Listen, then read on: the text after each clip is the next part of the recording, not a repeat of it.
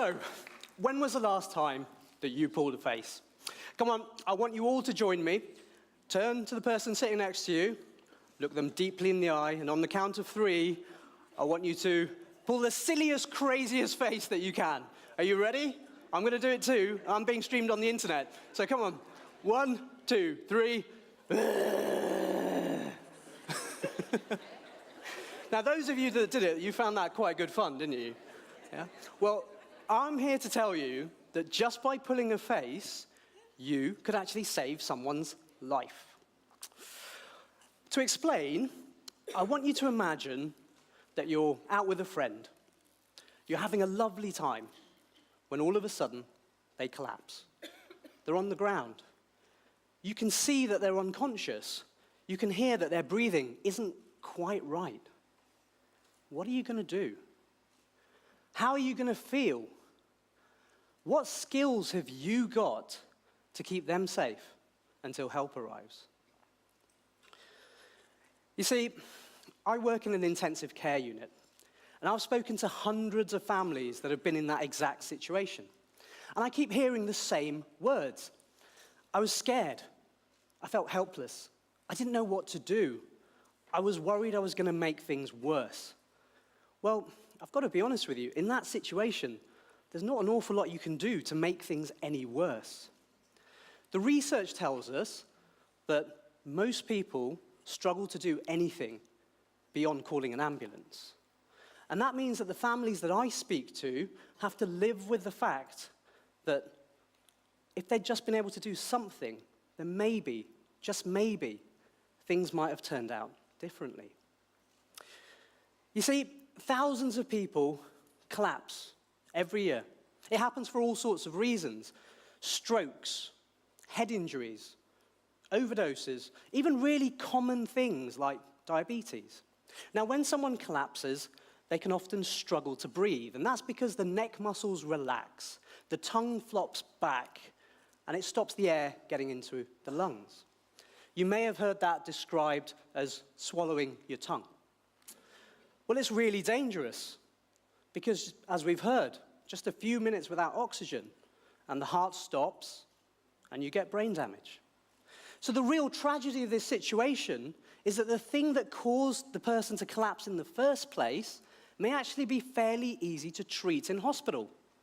But by the time the ambulance gets there, it's often too late. Well, what I'm here to do is to tell you that you can all open up those airways just by pulling a face. That's right, just by pulling a face, you can actually save someone's life. Now, admittedly, you do have to pull the other person's face, not your own. That would be too easy. And you do have to pull this face. Okay, so again, I want you to join me. I want you to actually do this. So turn to the person next to you, or if you're a bit shy, just practice on yourself. Okay, just put one hand on the forehead and tilt the head back.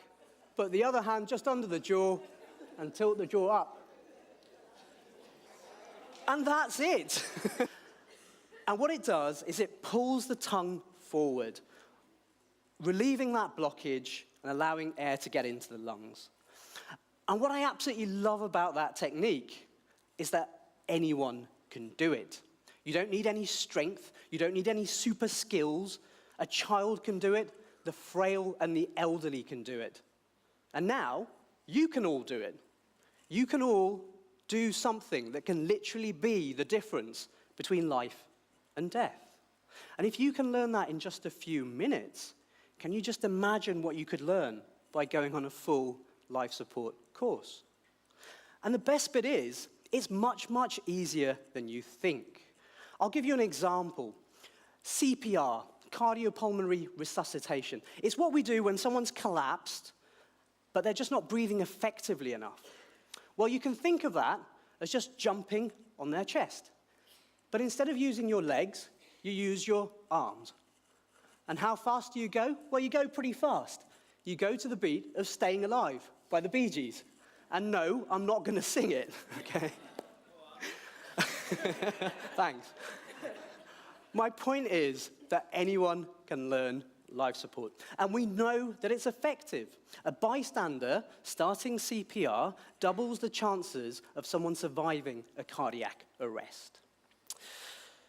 Now, I can understand there's going to be one or two people in here who are still not yet convinced. So I want to just try and think of this in a slightly different way.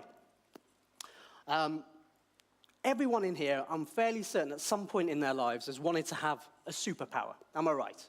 Yeah? Well, why do superheroes have superpowers? Isn't it to help people and save lives? Well, if that's the case, all of you now have superpowers because that maneuver saves lives. So why stop there? Why not go on a full life support course and learn more superpowers? And the great thing is that nowadays, there's so many online resources and videos and apps that you can learn everything you need to learn in the same way that you might watch a TED Talk. And in fact, on your tables, you might find some DVDs that teach you the same thing. The other thing I want to stress on you is that this is information that you need to share. So take your kids, take your parents, take everyone you know, and go and learn this stuff. The reason? Well, who's going to look after you if you're the one that collapses? Now, I have to be honest with you. I have my own reasons for wanting you to learn this stuff.